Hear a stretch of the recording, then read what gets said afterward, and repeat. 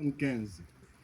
Ne figurent sur le monument que les soldats morts pour la France, mais il convient de penser aussi à tous ceux qui sont revenus traumatisés, meurtris, défigurés, handicapés, incapables de reprendre le travail, tous ceux qui ont vu leur vie compromise, brisée, abrégée par les maladies et les traumatismes. Maudite soit la guerre. Je pense aux parents, aux femmes, aux promis, aux promises, aux enfants des disparus, qui en plus de la souffrance du deuil, ont dû oublier leurs projets, imaginer d'autres existences, vendre parfois leurs fermes et leurs propriétés. Tous victimes de ce conflit absurde. Les guerres sont des tragédies collectives, ce sont aussi des tragédies individuelles, intimes. En vies humaines, le prix du sacrifice fut immense. Il apparaîtra rapidement comme démesuré et pour le moins injuste. Les conditions de son déroulement et son utilité feront encore longtemps débat. Ce monument aux morts officiels, nous l'avons réfléchi avec l'affichiste Alain Carrier et le sculpteur Rodolphe Gioglardo, dont je remercie la présence, cher Rodolphe. Puis, à la lecture des registres d'état civil, nous avons rapidement perçu qu'il manquait un nom, volontairement effacé des mémoires, un nom refusé car défini comme non mort pour la France. Ce nom est celui d'Antoine Royère, fusillé pour l'exemple. On imagine parfaitement pour sa famille le chagrin du deuil auquel a dû s'ajouter cette sorte de déshonneur et d'opprobre d'une population chauffée à blanc par tous les artifices cocardiers. Oui, Antoine Royère manque à l'appel. Ne nous y trompons pas, Antoine n'était ni un héros, ni un pacifiste convaincu, ni un objecteur militant. Il faisait simplement partie de ceux de 14, décrits par Maurice Genevoix. Il faisait partie du grand troupeau, cher à Giono.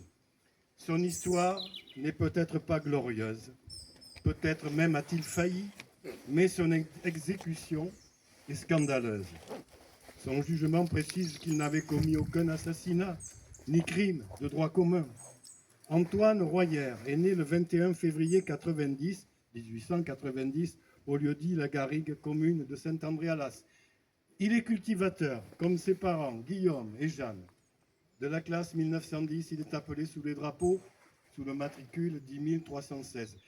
Antoine est décrit par les autorités militaires de recrutement, cheveux noirs, yeux marron clair, front moyen, nez moyen, visage rond, teint pâle, taille 1,62 m.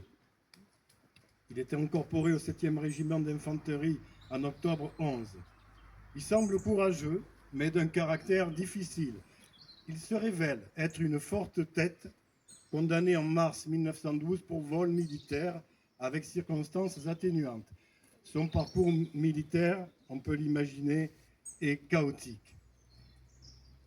Quoique repéré comme frondeur, sa conduite n'est pas mauvaise. En avril 1916, son bataillon est engagé à Ourges, dans la Marne, pour des travaux de défense. Le soir du 2 avril, vers 21h30, visiblement pris de boisson, excédé, accompagné de ses camarades Vouincher et Courbon, Antoine insulte à mots fleuris le caporal qui leur demande de faire silence. Il profère des menaces graves. Le lendemain, toujours accompagné de Vouincher, Antoine rentre au cantonnement en état d'ivresse. Il récidive ses insultes et ses menaces à l'endroit dégradé. Accusé d'outrage, de violence vis-à-vis de ses supérieurs, de refus d'obéissance sur un territoire en état de guerre, il est déféré devant le Conseil de guerre. Il reconnaît en partie les faits. Le 17 avril, le Conseil de guerre condamne le chasseur Royère à la peine de mort. Ses camarades, également inculpés, seront condamnés puis amnistiés. Seul Antoine Royère est fusillé pour l'exemple, le 18 avril à 6 h, dans une prairie du village de Méry-Prémecy. Il est précisé sur sa fiche militaire « Non mort pour la France ». On pourrait longtemps débattre sur les raisons qui amenaient ces hommes à se rebeller, à insulter et menacer leur hiérarchie, les conditions dans lesquelles ils vivaient et mouraient, n'aurait-elle pas dû constituer des circonstances atténuantes? Dans le cadre des démarches de réhabilitation des fusillés, la municipalité de Saint-André-Alas a sollicité auprès du président de la République, François Hollande, la réhabilitation du soldat Antoine Royer en vain.